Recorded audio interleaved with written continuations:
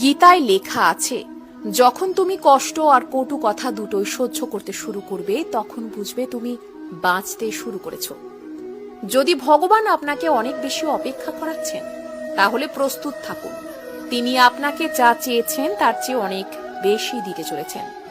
জীবন নিয়ে বেশি ভাববেন না, যিনি আপনাকে জীবন দিয়েছেন তিনি কিছু না কিছু ভেবেই দিয়েছেন। শ্রীকৃষ্ণ বলেছেন, কাউকে দুঃখ দিয়ে আমার কাছে সুখ কামনা করো না, আর কাউকে যদি ক্ষণিকের জন্য সুখ দাও তবে তোমার দুঃখ নিয়ে চিন্তা করো না। মৃত ব্যক্তিকে কাঁধ দেওয়াকে মানুষ যেমন পুণ্য বলে মনে করে, তেমনি জীবিত মানুষের পাশে থাকাকেও পুণ্য বলে ভাবতে শুরু করলে জীবন সহজ হয়ে যাবে। আমাদের অকারণে কোনো মানুষের সাথে দেখা হয় না। আমরা কিছু মানুষের থেকে শিক্ষা পাই আর কিছু মানুষের থেকে জ্ঞান পাই। কে কি করছে, কিভাবে করছে এবং কেন করছে তা থেকে যতই দূরে থাকবেন ততই সুখী থাকবেন।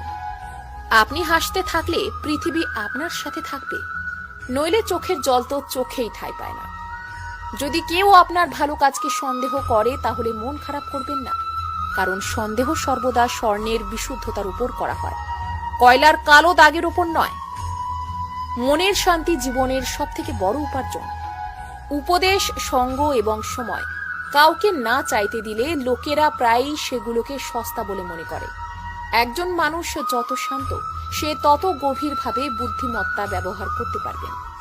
যেমন পাতা না ঝরলে গাছে নতুন পাতা আসে না, ঠিক তেমনি কষ্ট এবং সংগ্রাম ছাড়া ভালো দিনও আসে না।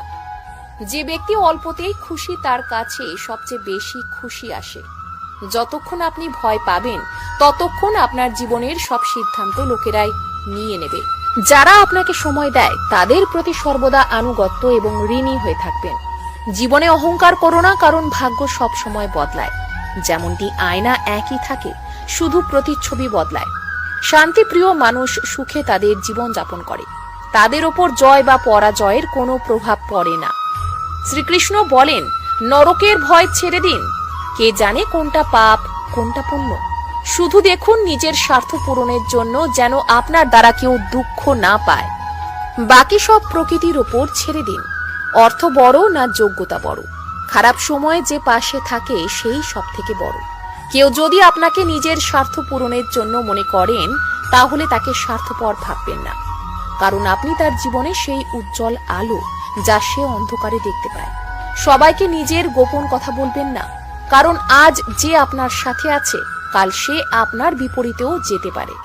আপনি যদি ভগবান শ্রীকৃষ্ণের পরম ভক্ত হয়ে থাকেন তাহলে কমেন্টে একবার লিখুন, রাধে রাধে। জয় শ্রীকৃষ্ণ।